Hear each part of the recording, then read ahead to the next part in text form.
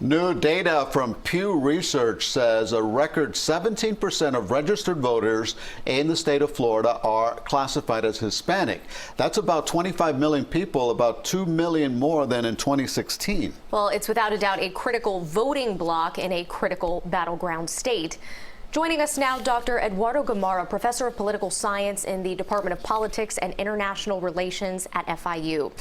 Well, Dr. Gamarra, Florida Hispanics is an influential voting bloc, but they're not monolithic. So what is the state of the presidential race when it comes to Latino voters?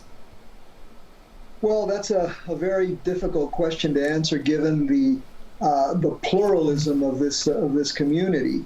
For example, Cubans are seen as the largest group, primarily Republicans, about 60% according to our university's poll, 60% are Republicans. But then you have Puerto Ricans who largely are primarily Democrats. And then you have Mexicans who most people don't realize that Mexicans are really the third largest registered voting bloc of Latinos in this state, and they're mainly Democrats.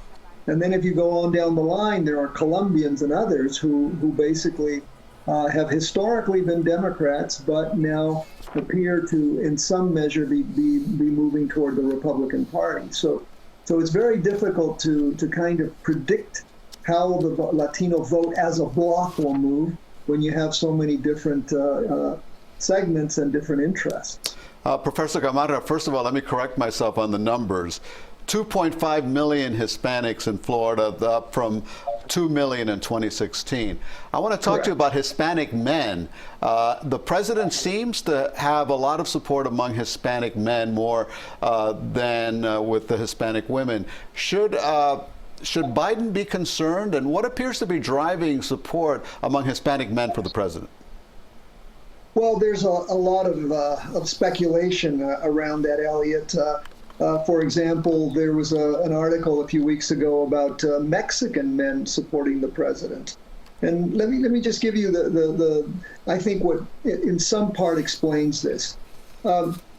President Trump appears to be a caudillo in the true Latin American sense. He believes he's a strong man. He wants to portray that image of a strong man. And portrays his opponent as a weak man, as an old man, etc. And this appears to be generating some attention among Hispanic men, who also, of course, like to have a strong man in the driver's seat. But it's not I think you can make that argument largely about those men in the Republican Party, not so much about men in general. Well, Dr. Gamarra, misinformation and disinformation continue to be major election issues. So how are these impacting the Hispanic community? Well, it's an interesting question because over the course of the last few weeks, there has been an enormous amount of discussion about this kind of information that's coming through social media. Hispanics are very much into, for example, apps like WhatsApp. And what they've essentially been doing is translating a lot of the national conspiracy theories, the QAnon kinds of things, and translating them, augmenting them, and really sharing them even with communities back home. For example, some of the most interesting and controversial YouTube channels are found in Venezuela and in Colombia, which reinforce the theories about the deep states, the anti-Semitism and so on. The problem is that to a certain extent, these kind of fringe groups and the social media dimension has gone mainstream, as we know with the controversy with the Nuevo Herald and Radio Caracol.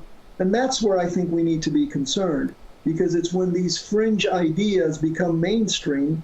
And they become mainstream largely because our president has neither negated their validity, and actually appears to be endorsing some of them. And I think that that leads to some very interesting questioning that we should be going through. And as you mentioned, these fringe ideas don't only occur in English; they are translated and circulated in other languages. I want to ask you about the poll that FIU released not too long ago about Cuban Americans. When I looked at it, it showed that the president has strong support among Cuban Americans, but it almost looked to me like a poll of Republicans. Cuban Americans seem to be voting along Republican lines. How do you explain that? Well, it's a long explanation, Elliot, but I think there's a couple of things. One is the overwhelming message of socialism, right? This painting of the Democrats as socialists. The Democrats haven't really done themselves a favor by having a primary that brought in, the Democratic Socialists who lost decisively. In fact, the interesting thing is that Biden defeated the Democratic Socialists, yet the Republicans have been able to paint the Democrats as socialists. So that's one very clear-cut explanation. The other, of course, is the deteriorating conditions in countries like Venezuela, Cuba, and Nicaragua, three voting populations here, that have a very personal connection to what's going on back home. So that message has been very important. However, I think we need to be very careful with those figures because, that poll was taken in July with 60% claiming that they would vote for Trump. I've seen other polls, and we've done other polls as well, where it's really more of a shift, about 6 percentage points. About 49% of Cuban Americans voted for President Trump in 2016. We probably are going to see somewhere between 55 and 58% of Cuban Americans voting for the president this time. Okay. Professor Eduardo Gamarra from FIU, thank you very much for joining us with your insight. Always a pleasure. Great. Now keep in mind you still have 4 days to request a mail-in ballot. The deadline is Saturday, October 24th. We'll be right back after this.